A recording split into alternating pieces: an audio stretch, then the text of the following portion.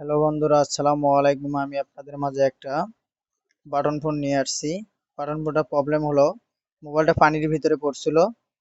পড়ার পরে আপনাদের মোবাইলটা অন আছে, এই যে দেখেন আপনারা, মোবাইলটা অন আছে কিন্তু ডিসপ্লেতে কোনো আলো আসতেছে না। এই যে দেখেন আপনারা, ডিসপ্লেতে কোনো প্রকার আলো নাই এবং কোনো পিন এবং কোনো কিছু ছেঁড়া এবং কিছু নাই।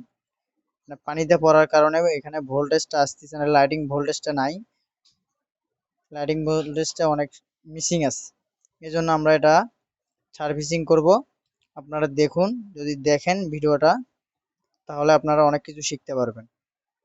আমি এটাকে এখন কাজ করব, আপনারা এখন দেখুন। হ্যালো বন্ধুরা, আমি তার জন্য একটা জাম্পারিং করে নিয়েছি।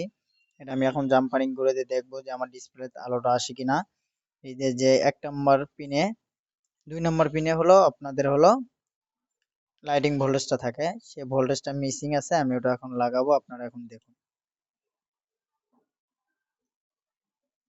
কাছে নেওয়ারও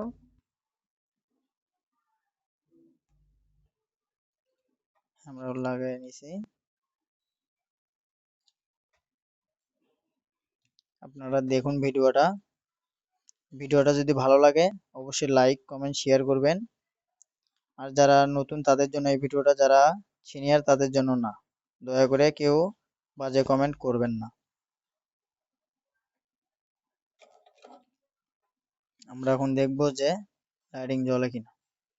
দেখতে পারতেছেন, আমরা শুধু একটা হালকা একটা জাম্পারিং করার কারণে আমাদের ডিসপ্লেটা ভালো হয়ে গেছে। অনেকেই ডিসপ্লেটা কি করে চেঞ্জ করে দেয়, ঠিক আছে, আমরা কিন্তু চেঞ্জ করিনি। আমরা কিন্তু শুধু সামান্য একটা জাম্পারিং করার কারণে আমাদের ডিসপ্লেটা কিন্তু রান হয়ে গেছে।